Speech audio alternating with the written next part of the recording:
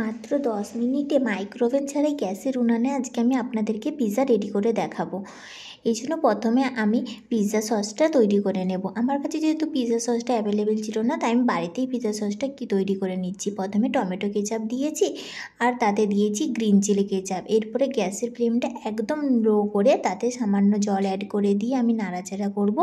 তারপরে তার মধ্যে আমি অ্যাড করে দেব ছোটো ছোটো করে কুচি করে রাখা রসুনকে।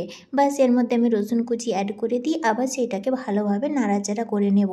ততক্ষণ পর্যন্ত নাড়াচাড়া করব যতক্ষণ না এর জল ভাবটা কমে যায়। ব্যাস এইভাবে আমি ছোটো ছোটো বেশ কিছুক্ষণ ধরে নাড়াচাড়া করলে আমার কিন্তু পিৎজা সস একদম রেডি। এরপরে আমি 4টে ব্রেড নিয়ে নিয়েছি। ব্রেডের এই যে পোড়া অংশগুলো আছে সেইগুলো সাইড থেকে কিন্তু আমি কেটে কেটে বাদ দিয়ে দেব। নিয়ে আমি শুধুমাত্র নরম অংশটাই নেব। নিয়ে আমি একে ছোটো ছোটো করে কেটে নিচ্ছি। আপনারা যে কোনো শেপেই কিন্তু কাটতে পারেন। আমি এইভাবে টোটাল 8টা ব্রেড নিয়েছি। 8টা ব্রেডকে কেটে নিয়ে আমি থালাতে নিয়ে নিয়েছি। এরপরে এই ব্রেড টুকরোগুলোর উপরে দিয়ে দিলাম আমি 2টো ডিম। 2টো ডিম দিয়ে আমি স্পুনের সাহায্যে ডিমটাকে ভালোভাবে মিক্সড করে নেব। আর সাথে নিয়ে নিয়েছি একদম ঈষদুষ্ণ দুধ 1 গ্লাস পরিমাণ, ছোটো গ্লাসের 1 গ্লাস পরিমাণ। তো আপনারা একদম গরম দুধটাও নেবেন না, আবার খুব ঠান্ডা দুধও ব্যবহার করবেন না, ঈষদুষ্ণ দুধটাই আপনারা ব্যবহার করবেন। অল্প অল্প পরিমাণ দুধ দিচ্ছি আর স্পুনের সাহায্যে আমি মিক্সড করে নিচ্ছি। একবারে সম্পূর্ণ দুধটাও কিন্তু ব্যবহার করবেন না।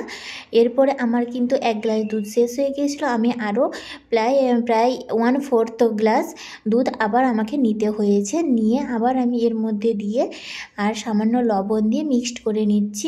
যতক্ষণ না পর্যন্ত স্ট্রাকচারটা এরকম স্মুথ তৈরি হয়ে যায়। এরপরে ননস্টিকের একটি কড়াই নিয়ে তাতে ঘি দিয়েছি। ঘি দিয়ে আমি ব্যাটারটাকে ভালোভাবে দিয়ে দিচ্ছি। আপনারা ঘি, বাটার বা যে কোনো রকম রিফাইন তেল দিতে পারেন। 2 মিনিট পরে আমি উল্টে দিয়েছি। উল্টে দিয়ে উপর থেকে আমি দিয়ে দিয়েছি পিৎজা সসটা, তারপরে পেঁয়াজ দিয়ে তারপরে আমি দিচ্ছি চিজগুলো। আপনারা কিন্তু প্রথমেই চিজটা দেবেন না, তাহলে চিজটা গলে যেয়ে ব্যাটারটা একদম নরম হয়ে যাবে। তারপরে আমি চিজটা দিয়ে তার উপরে টমেটো কুচি, ক্যাপসিকাম, তারপরে আবার চিজ দিলাম, দিয়ে আমি ঢাকা দিয়ে দিয়েছি 2 মিনিটের মতো।